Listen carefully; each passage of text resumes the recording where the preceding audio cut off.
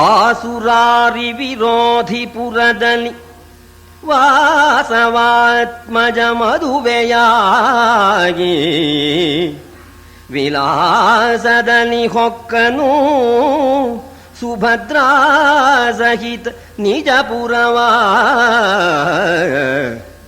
ಆಸುರಾರಿ ವಿರೋಧಿ ಪುರದಲ್ಲಿ ವಾಸವಾತ್ಮಜ ಮದುವೆಯಾಗಿ ಆಸುರಾರಿ ವಿರೋಧಿ ಪುರದಲ್ಲಿ ವಾಸವಾತ್ಮಜ ಮದುವೆಯಾಗಿ ವಿಲಾಸದಲ್ಲಿ ಹೊಕ್ಕನು ವಿಲಾಸದಲ್ಲಿ ಹೊಕ್ಕನು ಸುಭದ್ರಾ ಸಹಿತ ನಿಜಪುರವ.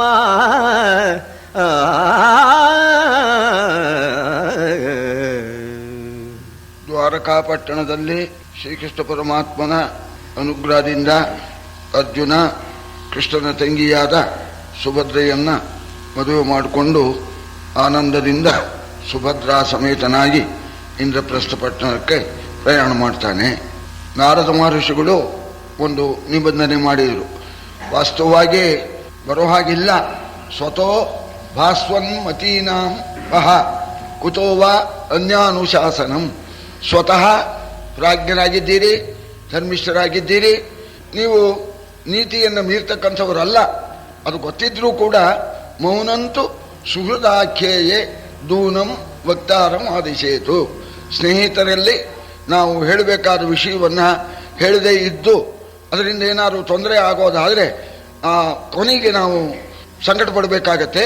ಅದಕ್ಕೋಸ್ಕರ ನಾನು ಹೇಳ್ತಾ ಇದ್ದೇನೆ ಅಂತ ಸುಂದರ ಕಥೆಯನ್ನು ಹೇಳಿಬಿಟ್ಟು ಒಂದು ನಿಬಂಧನೆ ಮಾಡಿದರು. ಹಕ್ಕನ್ನು ಸ್ವಲ್ಪ ಕಮ್ಮಿ ಮಾಡಿಕೊಳ್ಳಿ. ಒಬ್ಬರು ಏಕಾಂತದಲ್ಲಿ ಇದ್ದಾಗ ಇನ್ನೊಬ್ಬರು ಹೋಗಬೇಡಿ, ಹೋದರೆ 12 ತಿಂಗಳ ಕಾಲ ಅವರು ತೀರ್ಥಯಾತ್ರೆ ಮಾಡಿಕೊಂಡು ಬರಬೇಕು ಅಂತ ನಿಬಂಧನೆ ಮಾಡಿಕೊಳ್ಳಿ ಎಂದಾಗ ಆಗಲಿ ಅಂತ ಒಪ್ಕೊಂಡ್ರು. ನಾರದರು ನಿಮಗೆ ಮಂಗಳವಾಗಲಿ ಅಂತ ಹೇಳಿ ಆಕಾಶಕ್ಕೆ ಹಾರಿದರು ಎಂಬುದಾಗಿ ಪೂರ್ವಕಥಾ ಸಂಗತಿ. ಕೇಳು ಜನಮೇ ಜಯ ಧರಿತ್ರಿ ಪಾಲ ನಾರದ ಮುನಿ ನರೇಂದ್ರನ ಬೀಳುಕೊಂಡನು. ನಾರದ ಮುನಿ ನರೇಂದ್ರನ ಬೀಳುಕೊಂಡನು. ಚಪಲಗತಿಯಲಿ ಚಿಗಿದನಂಬರಗೆ ಮೇಲೆ ಬಳಿಕ ಒಂದವಗಡವನೇ ವೇಲುವೆನು. ಪಾರ್ಥಂಗೆ ಬಂದುದ ಒಂದವಗಡವನೇ ವೇಲುವೆನು. ಕಾಲಗತಿಯೈಸಲೇ ವಿದೇಶ ಭ್ರಮಣವಾಯಿತೆಂದ.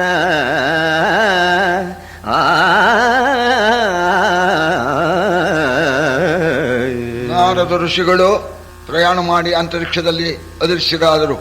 ಆಮೇಲೆ ಕೆಲವು ಕಾಲಾನಂತರದಲ್ಲಿ ಅರ್ಜುನನಿಗೆ ಒಂದು ತೊಂದರೆ ಬಂತಪ್ಪ. ಏನು ಹೇಳೋಣ, ಕಾಲವನ್ನ ಮೀರೋದಕ್ಕೆ ಯಾರಿಂದಲೂ ಸಾಧ್ಯವಿಲ್ಲ. ಕಾಲ ಅಂದ್ರೆ ಅದೇ ದೈವ ಪರಮಾತ್ಮ. ಕಾಲಗತಿಯಿಂದ ಅರ್ಜುನನಿಗೆ ಒಂದು ಕಷ್ಟ ಉಂಟಾಯಿತು.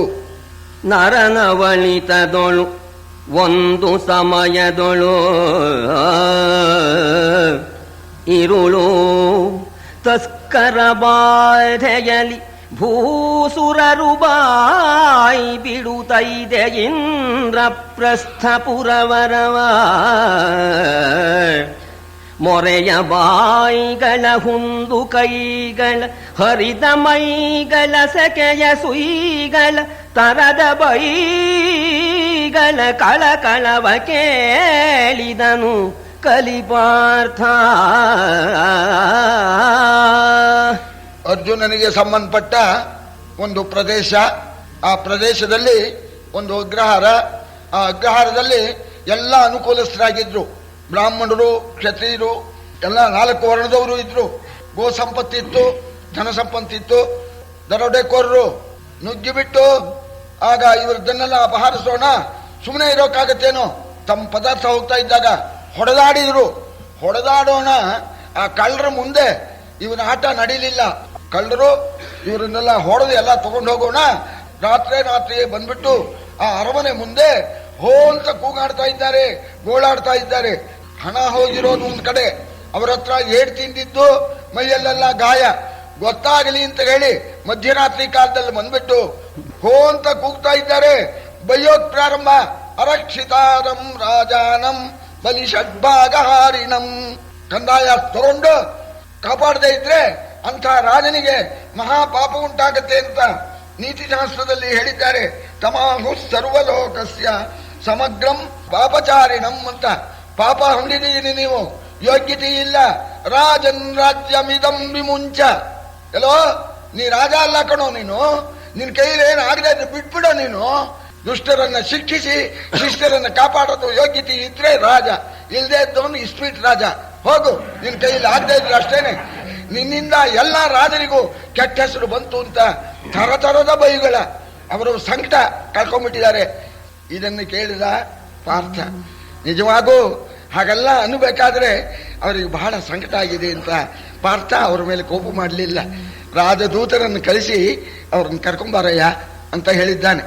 ಕರೆಸಿ ವಿಪ್ರರ ಬಾಧೆಗಳನ್ನಾದರಿಸಿ ಕೇಳಿದು ಸಂತವಿಸಿ ಪರಿಹರಿಸಿ ಕೊಡುವೆನು ದುಷ್ಟಪಾಟಚ್ಚರ ಪರಿಪ್ಲವವ. ಮರಳಿ ನೀವೆಂದವರ ಬೀಳ್ಕೊಂಡು, ಮರಳಿ ನೀವೆಂದು ಅವರ ಬೀಳ್ಕೊಂಡು ಅರಿನಿವಾರಣ ಬಂದನು ಅಗ್ಗದ ಶರಧನುವ ಕೊಳಲೆಂದು ರಾಯನ ಸಜ್ಜೆಯರ ಮನೆಗೆ. ಬ್ರಾಹ್ಮಣರನ್ನು ಕರೆಸಿದ, ಕಳ್ಕೊಂಡವರನ್ನೆಲ್ಲ ಕರೆಸಿ ವಿಚಾರ ಮಾಡಿದ. ಕಳ್ಳರು ದರೋಡೆ ಮಾಡಿಕೊಂಡು ಊರನ್ನೇ ಕೊಳ್ಳೆ ಹೊಡ್ಕೊಂಡು ಹೋದ್ರು ಅಂತ ಹೇಳೋಣ. ಅರ್ಜುನ ಸಂಕಟದಿಂದ, ಸ್ವಾಮಿ ಮೊದಲೇ ನಾನು ಕಾಪಾಡಬೇಕಾಗಿತ್ತು, ಸ್ವಲ್ಪ ನಿಗಾ ಕಮ್ಮಿ ಆಯಿತು, ನಿಮಗೆ ತೊಂದರೆ ಆಯಿತು, ಸಮಾಧಾನ ಮಾಡಿಕೊಳ್ಳಿ. ನಾನು ಈ ಕೂಡಲೇ ಆ ಕಳ್ಳರನ್ನೆಲ್ಲ ಹುಡುಕಿಬಿಟ್ಟು ಶಿಕ್ಷಿಸಿಬಿಟ್ಟು ಕಳ್ಳರು ಕದ್ಕೊಂಡು ಹೋದ ನಿಮ್ಮ ಪದಾರ್ಥಗಳೆಲ್ಲವನ್ನು ತಂದು ನಿಮ್ಮ ಮನೆಗೆ ನಾನು ಮುಟ್ಟಿಸ್ತೇನೆ, ನೀವು ಸಮಾಧಾನ ಮಾಡ್ಕೋಬೇಕು ಅಂತ ಹೇಳಿ ಕಳ್ಳರನ್ನು ಶಿಕ್ಷಿಸಬೇಕಾದ್ರೆ ಬಿಲ್ಲು ಬಾಣ ಬೇಕು ಅಂತ ಹೇಳಿ ಆಗ ಶಯನಾಗಾರಕ್ಕೆ ಬಂದ. ಅಂತಃಪುರದಲ್ಲಿ ಆಯುಧಗಳನ್ನು ಇಡ್ತಾರೆ ರಾಜರು. ಯಾಕೆಂದ್ರೆ ಯಾವತ್ತೂ ಕೂಡ ಆಯುಧ ಹೊರಗಿಡೋದಿಲ್ಲ. ಲೈಸೆನ್ಸ್ ತಗೊಂಡಿದ್ದ, ರಿವಾಲ್ವರ್ ಇಟ್ಕೊಂಡಿದ್ದ ಒಬ್ಬನು. ಆ ರಿವಾಲ್ವರ್ ಹೊರಗಿಟ್ಟಿದ್ದ, ಒಳಗೆ ಮಲಗಿದ್ದ. ಕಳ್ಳ ಬಂದು ಆ ರಿವಾಲ್ವರ್ ತಗೊಂಡು ಇವನಿಗೆ ಉಡಾಯಿಸಿದ. ರಿವಾಲ್ವರ್ ಇರೋದು ಆತ್ಮರಕ್ಷಣೆಗೆ ಅಂದ್ರೆ, ಆತ್ಮರಕ್ಷಣೆ ಎಲ್ಲಿರ್ಬೇಕದು? ತಾವು ಎಲ್ಲಿ ಮಲಗ್ತಾರೋ ಅಲ್ಲಿ ಇಟ್ಕೋಬೇಕಾ, ಹೊರಗಡೆ ಇಡ್ತಾರ? ಅದಕ್ಕೆ ರಾಜರಲ್ಲಿ ಪದ್ಧತಿ ಏನು ಅಂದ್ರೆ ಅಂತಃಪುರದಲ್ಲಿ ಧನುರ್ಬಾಣಗಳನ್ನು ಇಡ್ತಕ್ಕಂಥ ಪದ್ಧತಿ. ಅರ್ಜುನ ಆ ಬ್ರಾಹ್ಮಣರೇ ಮೊದಲಾದವರಿಗೆ ಭರವಸೆ ಕೊಟ್ಟು ಧನುರ್ಬಾಣ ತೆಗೆದುಕೊಳ್ಳೋದಕ್ಕೋಸ್ಕರ ಶಯನಾಗಾರಕ್ಕೆ ಬಂದ. ಬರೋದಕ್ಕೆ ಪೂರ್ವದಲ್ಲಿ ಧರ್ಮರಾಜ ದ್ರೌಪದಿ ಸಮೇತನಾಗಿ ಶಯನಾಗಾರಕ್ಕೆ ಹೋಗ್ಬಿಟ್ಟಿದ್ದಾನೆ. ಸಮಯವೇ ನೆನೆಜೀಯ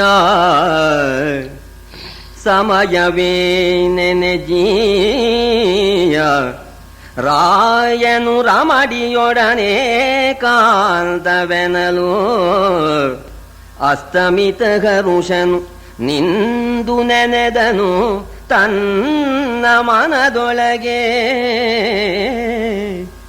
ಅಮರ ಮುನಿ ಮತವು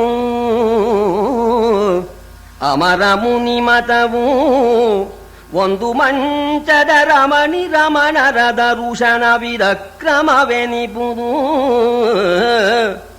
ಅಮರ ಮುನಿ ಮತವು ಒಂದು ಮಂಚದ ರಮಣರ ದರುಶನವಿದು ಅಕ್ರಮವೆನಿಪುದು. ಈ ವಚನ ಸಂಘಟಿಸಿತ್ತು ತನಗೆಂದ. ಧರ್ಮರಾಜ ದ್ರೌಪದಿಯೊಡನೆ ಏಕಾಂತದಲ್ಲಿ ಇದ್ದದ್ರಿಂದ ಉತ್ಸಾಹದಿಂದ ಬಂದಿರತಕ್ಕಂಥ ಅರ್ಜುನ ಯೋಚನೆ ಮಾಡೋದಕ್ಕೆ ಪ್ರಾರಂಭ ಮಾಡಿದ್ದಾನೆ. ನಾರದ ಮಹರ್ಷಿಗಳು ಒಂದು ನಿಬಂಧನೆ ಮಾಡಿದರು. ಅವರಿಬ್ಬರು ಏಕಾಂತದಲ್ಲಿದ್ದಾಗ ಇನ್ನೊಬ್ಬರು ಹೋಗಬಾರದು, ಅವರ ದರ್ಶನ ಮಾಡಬಾರದು ಅಂತ ಹೇಳಿದ್ರು. ಈಗ ನಾರದ ಮುನಿಗಳು ಹೇಳಿದ ಅಭಿಪ್ರಾಯಕ್ಕೆ ಮೀರ್ತಕ್ಕಂಥ ಸ್ಥಿತಿ ಬಂದ್ಬಿಡ್ತಲ್ಲ, ಈಗೇನ್ ಮಾಡೋದು ಅಂತ ಯೋಚನೆ ಮಾಡ್ತಾ ಇದ್ದಾನೆ.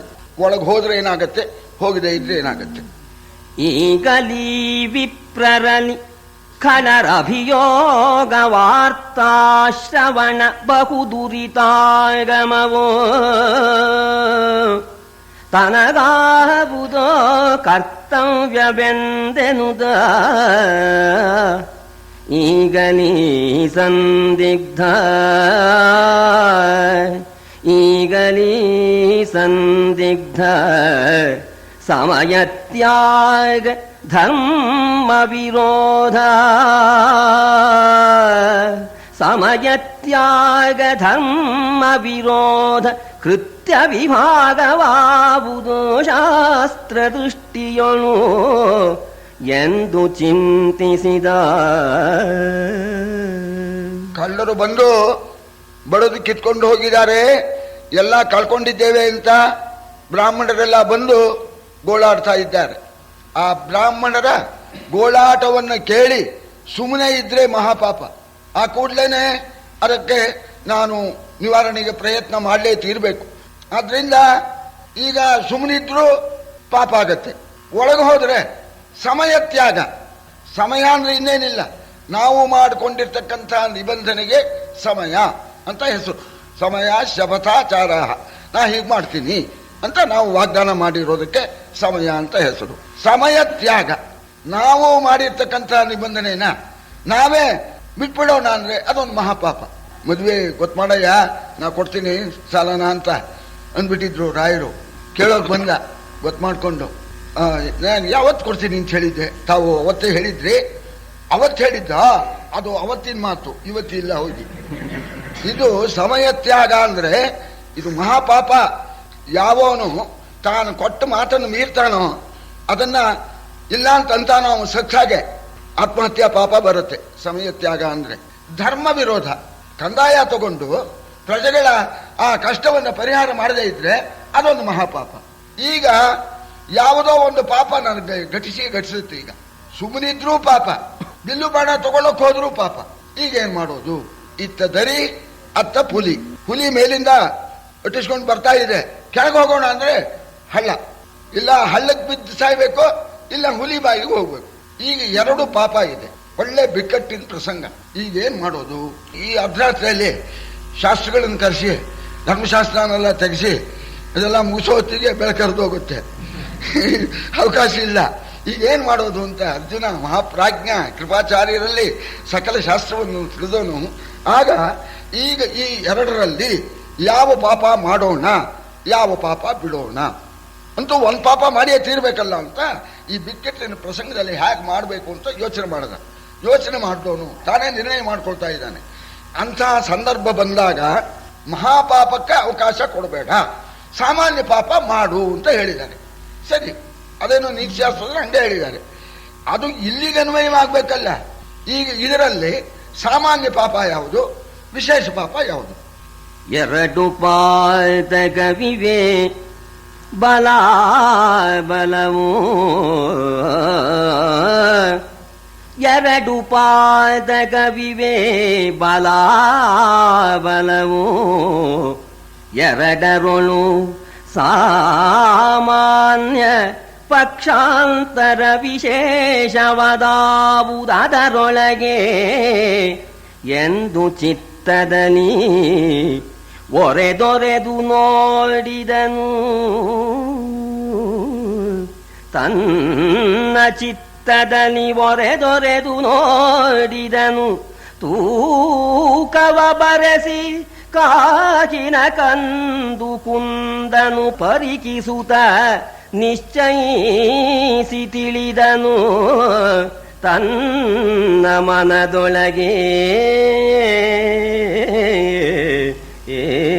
ಯಾವುದು ಬಲಿಷ್ಠವೋ ಅದು ಮಹಾಪಾಪ, ಯಾವುದು ಬಲ ಕಮ್ಮಿಯೋ ಅದು ಸಾಮಾನ್ಯ ಪಾಪ. ಮನಸ್ಸಿನಲ್ಲಿ ಅದನ್ನ ಪರೀಕ್ಷೆ ಮಾಡ್ತಾನೆ. ಯಾವುದಕ್ಕೆ ಹೆಚ್ಚು ಬೆಲೆ ಕೊಡಬೇಕು, ಯಾವುದಕ್ಕೆ ಕಮ್ಮಿ ಬೆಲೆ, ಇದರಲ್ಲಿ ಸಾಮಾನ್ಯ ಯಾವುದು, ವಿಶೇಷ ಯಾವುದು ಅಂತ ಪರೀಕ್ಷೆ ಮಾಡಿ ತನ್ನ ಮನಸ್ಸಲ್ಲಿ ನಿರ್ಣಯ ಮಾಡ್ಕೊಂಡ್ಬಿಟ್ಟ ಮಹಾನುಭಾವ ಕೃಪಾಚಾರ್ಯ ಶಿಷ್ಯ ಅರ್ಜುನ. ಇದರಲ್ಲಿ ಸಾಮಾನ್ಯ ಪಾಪ ಇಂಥದ್ದು, ವಿಶೇಷ ಪಾಪ ಇಂಥದ್ದು ಅಂತ ನಿರ್ಣಯ. ಏನು ಸಾಮಾನ್ಯ ಪಾಪ ಅಂದ್ರೆ ಪ್ರಾಯಶ್ಚಿತ್ತದಿಂದ ಪರಿಹಾರವಾಗ್ತಕ್ಕಂಥದ್ದು ಸಾಮಾನ್ಯ ಪಾಪ. ಕೆಸರನ್ನ ತುಳಿಬೇಡ ಅಂತಂತಾರೆ. ದಾರಿಯೆಲ್ಲ ಕೆಸರು, ಆ ಕಡೆ ಹೋಗೇ ತೀರ್ಬೇಕು. ಇಲ್ಲೇ ನಿಂತ್ಕೊಂಡ್ಬಿಟ್ಟಿದ್ದ ಒಬ್ಬನು. ಯಾಕಯ್ಯ ಅಂದ್ರೆ ಕೆಸರು ತುಳಿಬೇಡ ಅಂದಿದ್ದೀರಿ ಅಲ್ವೋ, ಕೆಸರು ತುಳಿಬೇಡ ನ್ಯಾಯ. ಬೇರೆ ಜಾಗ ಇಲ್ದಿದ್ರೆ ಹೋಗು, ಕಾಲ್ ತೊಳ್ಕೊ. ಕೆಸರು ತುಳಿದ್ರೆ ಕಾಲ್ ತೊಳ್ಕೊ ಅಂದ್ರೆ ಯಾವುದಕ್ಕೆ ಪ್ರಾಯಶ್ಚಿತ್ತ ಇದೆಯೋ ಅದು ಸಾಮಾನ್ಯ ಪಾಪ, ಯಾವುದಕ್ಕೆ ಪ್ರಾಯಶ್ಚಿತ್ತ ಇಲ್ವೋ ಅದು ವಿಶೇಷ ಪಾಪ. ಅರಸ ನರಸಿಯರೊಂದು ಮಂಚದೊಳಿರಲು ಕಂಡರೆ ಭೂಪ್ರದಕ್ಷಿಣ ವರುಷವೊಂದರೊಳು ಇದಕ್ಕೆ ಪ್ರಾಯಶ್ಚಿತ್ತ ವಿಧಿಯುಂಟು. ಧರಣಿಯ ಮರರು ಪಪ್ಲವವ ಪರಿಹರಿಸದಿರಲು ಆಪಾತಕಕ್ಕೆ ಸಂಹರಣವುಂಟೆ ಶಾಸ್ತ್ರದೃಷ್ಟಿಯಳು. ಧರಣಿಯ ಮರರು ಪಪ್ಲವವ ಪರಿಹರಿಸದಿರಲು ಆಪಾತಕಕ್ಕೆ ಸಂಹರಣವುಂಟೆ ಶಾಸ್ತ್ರದೃಷ್ಟಿಯಳು ಎಂದು ಚಿಂತಿಸಿದ. ನಾವು ಪ್ರತಿಜ್ಞೆ ಮಾಡಬೇಕಾದ್ರೇನೆ ನಾರದರು ಒಂದು ಮಾತು ಹೇಳಿದಾರಲ್ಲಿ, ಹೋಗಿ ಕೂಡುದು ಅವರಿಬ್ಬರು ಏಕಾಂತದಲ್ಲಿ ಇದ್ದಾಗ ಒಂದ್ ವೇಳೆ ಹೋಗೋ ಪ್ರಸಂಗ ಬಂದ್ರೆ 1 ವರ್ಷ ಕಾಲ ತೀರ್ಥಯಾತ್ರೆ ಮಾಡ್ಕೊಂಡ್ರೆ ಪರಿಹಾರ ಅಂತ ಸಂದರ್ಭ ಬಂದ್ರೆ ಹೀಗೆ ಮಾಡಿ ಅಂತ. ಅದಕ್ಕೆ ಪ್ರಾಯಶ್ಚಿತ್ತ. ಹೋಗಬಾರ್ದು, ಪ್ರತಿಜ್ಞಾ ಭಂಗ, ನಾವು ಮಾಡಿದ ಮಾತಿಗೆ ತಪ್ಪಿದಾಗ ಆಗತ್ತೆ. ಅದಕ್ಕೆ 1 ವರ್ಷ ನಾವು ಅಂತಮ್ಮಂದನ್ನು ಬಿಟ್ಟು ನಾನು ತೀರ್ಥಯಾತ್ರೆ ಮಾಡ್ಕೊಂಡ್ಬಂದ್ರೆ ಪರಿಹಾರ ಆಗತ್ತೆ. ಬ್ರಾಹ್ಮಣನಿಗೆ ಸಂಕಟ ಬಂದದ್ದನ್ನು ಕೇಳಿ ಪರಿಹಾರ ಮಾಡದೇ ಇರತಕ್ಕಂಥ ರಾಜನ ಪಾಪಕ್ಕೆ ಯಾವ ಪ್ರಾಯಶ್ಚಿತ್ತವೂ ಇಲ್ಲ. ಆದ್ದರಿಂದ ಬಿಲ್ಲು ಬಾಣ ತಗೊಂಡು ಬ್ರಾಹ್ಮಣರ ಸಂಕಟವನ್ನು ಪರಿಹಾರ ಮಾಡಬೇಕು ಅಂತ ತೀರ್ಮಾನ ಮಾಡಿಕೊಂಡಿರ್ತಕ್ಕಂಥ ಮಹಾನುಭಾವನಾದ ಅರ್ಜುನ